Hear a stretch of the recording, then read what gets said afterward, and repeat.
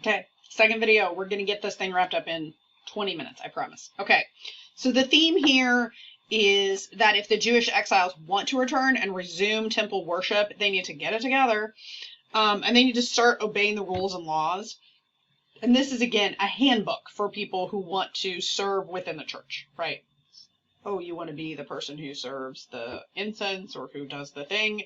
Here's exactly how you do it, and here's how you behave in the temple, and don't mess it up, or we're all going to get kicked out of Israel again. Okay, so now Ezra is the guy. So they've been kicked out. At the end of 2nd Chronicles, they're in exile in Babylon. Okay, so they're not in the Promised Land anymore. They've been kicked out to Babylon. Now, so they've been in Babylon for 70 years, right? And so now Ezra comes back to rebuild the temple. Okay, Ezra describes the resettlement of the Jewish people after their 70 years in Babylon. So Ezra was the priest who asked Cyrus if he could go back to Israel and rebuild, and then he recorded that actually all on a clay cylinder. We still have it. Apparently someone still has it. Ezra was also a prophet who heard from God and obeyed his commands. So again, we're back to this like prophetic group of people. So there are kings, there are prophets. The theological idea that we have here that you will hear, it's sometimes called the Cyrus principle. And that means that God moves in King Cyrus's heart. Like, Cyrus is not a Christian. He is not a Jew. He doesn't believe in God. He is a pagan god. He continues, more or less, to be a pagan god. Like, God doesn't come down, give him a vision of himself, and he becomes like this great religious leader. No, not at all. God just is like, hey, let Ezra go back and rebuild the temple. And Cyrus is like, okay. So this is sort of the theological theme that God can use even the pagan, unwise, unworthy. So God can move in people's hearts regardless of where they have accepted them as a Christian. Again, it's called the Cyrus principle, and it is just, you know, if you're praying for something and you have like just a surgeon who isn't a Christian or anything, there's maybe, you know, maybe God has some divine ability to move within that person. And so not necessarily, and this is important in election years, right? Just because somebody is not a Christian, it's possible that God can use them anyway. So that is the theological premise there, that God can use everyone. Okay, so Ezra rebuilds the temple. Nehemiah rebuilds the wall.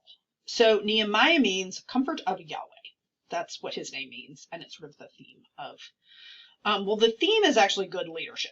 Nehemiah means his name. Nehemiah means comfort of Yahweh. He was the king's cupbearer.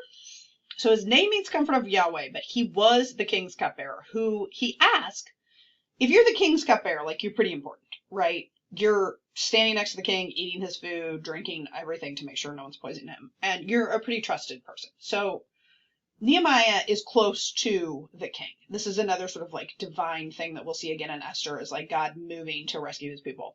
So Nehemiah is close to the king. Because of that, because he's the king's cupbearer, he asks the king if he can return to Israel to rebuild the wall. Not only does the king allow Nehemiah to do this, he appoints him the governor of sort of Jerusalem and Judea, that whole area. So he like empowers him, like, go build the wall and do what you want. They build the wall in 52 days. And the entire book here of Nehemiah brings people just out of nowhere who are like, oh, this is like the best person with wood, and this person knows how to do this. You will see this the whole time with the building of the temple. God brings people who are very specifically good at the thing they need, right? We need somebody to build a wall, and just like out of the wilderness or out of somewhere comes all these people who are great wall builders. And the theme here is probably good leadership, because Nehemiah ends up being like a really good leader. He's not a king. He's a governor, I guess, but he is like an excellent leader. So it's a picture often used as a picture of good leadership. Okay, and now we have Esther, who rescues her people.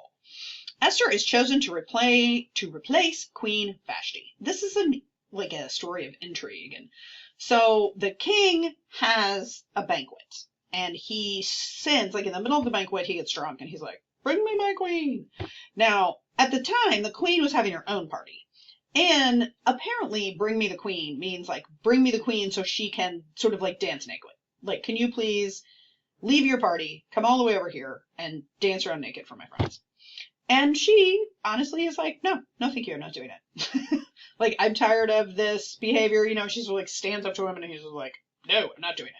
And he's like, well, that's terrible. But his friends are like, oh my gosh, if she behaves like this, then all the women will behave like this. And all of a sudden we'll have women saying no to their husbands. And like, you know, participating in free will of females. We can't have that. God forbid women like decide that they're not doing things.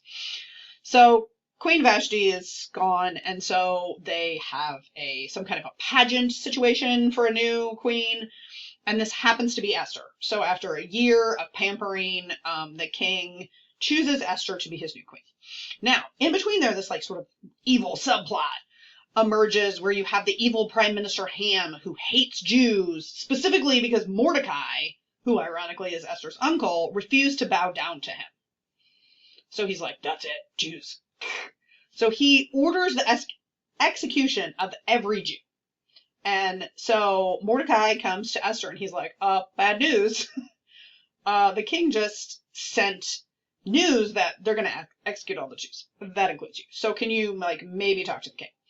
Well, this is bad. Like, the king has to ask you to come in. You can't just like come into the king and be like, hey babe, can you not have my whole people executed? Can we not do this? So she is like, she fasts and she prays, and the whole Jewish nation fasts. And then she comes up with this like fantastic plan that ultimately saves her people.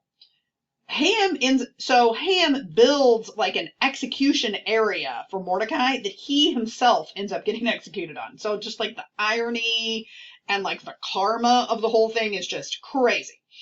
You know, it's a lot of people's favorite book of the Bible because it's just super interesting. It's like watching a mini series or something. It's just so interesting. So she fasts, she prays, she comes up with a plan. Ultimately, she rescues her people and Ham gets executed. And this also is the Jewish Feast of Purim. Well, it's just one of the festivals that the Jews have. Oh, I'm sorry. So possibly the most interesting book. It's like a little mini series. The controversy here is it's not found in the Dead Sea Scrolls, and it doesn't actually mention God's name specifically. It doesn't say Yahweh or, so some Bibles and Christian-ish religions don't include it because they don't think it's a biblical book. It's just like an entertaining story. God forbid, we're entertained by, you know, stories like Jesus. That's terrible. So anyway, you'll hear some controversy about that.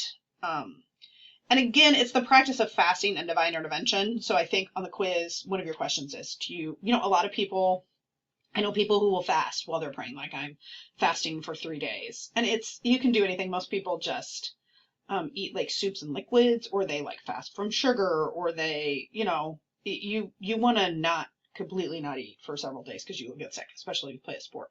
But there are people who are like, I'm just, eating smoothies for 2 days, or just eating soup for 2 days while I'm praying for a thing to like receive guidance. So again, that's just a personal, like, have you heard of it?